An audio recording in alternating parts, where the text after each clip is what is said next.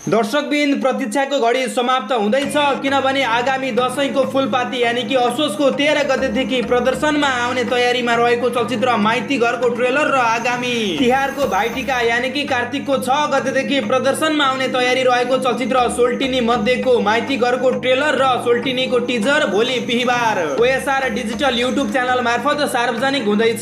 सोल्टिनीलाई अर्जुन सुवेदीले निर्देशन गरेका हुन् भने माइती घरलाई मिलन तामाङले निर्देशन गरेका हुन्। सोल्टिनी फिल्म प्लानेट 3 फिल्म्सको प्रस्तुति र येलो इन्टरटेनमेन्टको सहकार्यमा निर्माण भएको हो भने उता माइती घर भने रोहित अधिकारी फिल्म्सको ब्यानरमा निर्माण भएको हो। चलचित्र सोल्टिनीको शीर्ष भूमिकामा हामीले अभिनेता प्रकाश सपुत, परीक्षा लिम्बू, विल्सन विक्रम राई, प्रेम सुब्बा, रविन्द्र झा, प्रकाश घिमिरे, कविता आले लगायतका कलाकारहरूलाई देख्न सक्छौं भने माइती घरको शीर्ष भूमिकामा हामीले धीरज मगर, प्रकाश सपुत, केदार घिमिरे, उपासना सिंह ढकुरी, श्यामा श्रीफ शेर्पा लगायतका कलाकारहरूलाई देख्न सक्छौं। दर्शक महानुभावहरू, सोल्टिनीमा रेजिना बिष्ट र संसार चौलागाईको लगानी छ भने माइती घरमा धीरज तामाङ र रविन शेरचनको लगानी छ। सोल्टिनीका कार्यकारी निर्माताहरू रोशन चौलागाई, बसन्त कटुवाल र सुजन अधिकारी हुन् भने माइती घरका कार्यकारी निर्माताहरू ईश्वर श्रेष्ठ र नीरज कटुवाल हुन्। सोल्टिनीलाई द टी फोक्स फिल्मले वितरण गर्दैछ भने उता माइती घरलाई एप्पल इन्टरटेनमेन्ट, रिच इन्टरटेनमेन्ट र एफडी कम्पनीले संयुक्त रूपमा वितरण गर्दैछन्।